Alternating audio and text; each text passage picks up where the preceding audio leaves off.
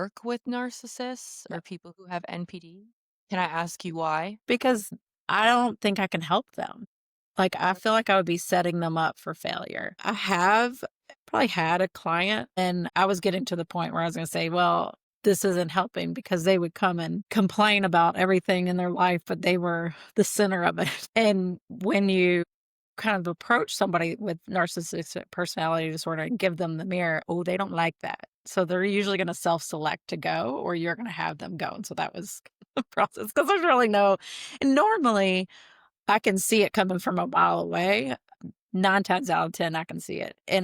I just don't want to set people up for failure. I don't want to villainize people that have personality disorders because there's a reason they have a personality disorder and it is a defense mechanism, but I don't think I can be much help for them. And to be honest, not just narcissistic personality disorder, I don't think I'm a help to most personality disorders. Hmm. So, I never like thought about it like that. It's not really a mental right. illness. Like it's not anxiety or depression that can like come and go. Would I always give the example, we don't diagnose people like this anymore, but like at the top line of a diagnosis, we would put all their mental health disorders. So this is your bipolar, your schizophrenia, your anxiety, your depression, like anything that can kind of get better or get worse, right?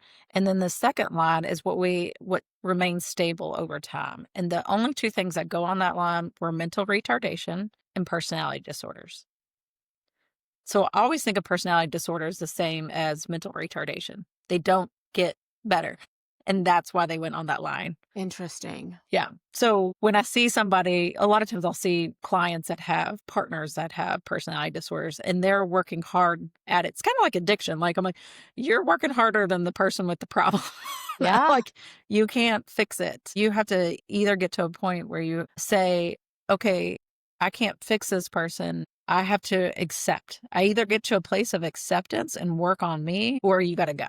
There's really no two other ways about it. Acceptance or leave. Do you work with people Ooh, who are acceptance or leave. that's that's hard. That's hard for a lot of people. That really is. Wow. I know. I was like, "Did you hear what she just said?" But, Yeah, no, to I be didn't hear that. honest, even forget the personality disorder, really with any of our partners, we really have to accept them for who they are. And I always tell people, when someone first starts dating and they get some red flags, I'm like, okay, would you be with them if it got 20% worse than this? They're like, oh no, this is bad enough. I'm like, okay, because it's going to get 40% worse, just so you know. Oh, shit. Because we all have our problems, we all have our baggage, and we Yeah. really have to look at our partner and say, "Okay, can I accept this within you?" There's baggage that I can accept, and there's baggage I can't accept, and we have to really know that about ourselves. And that's why we do relationships, right? To learn and grow. Do you work with a lot of victims of NPD? Yeah.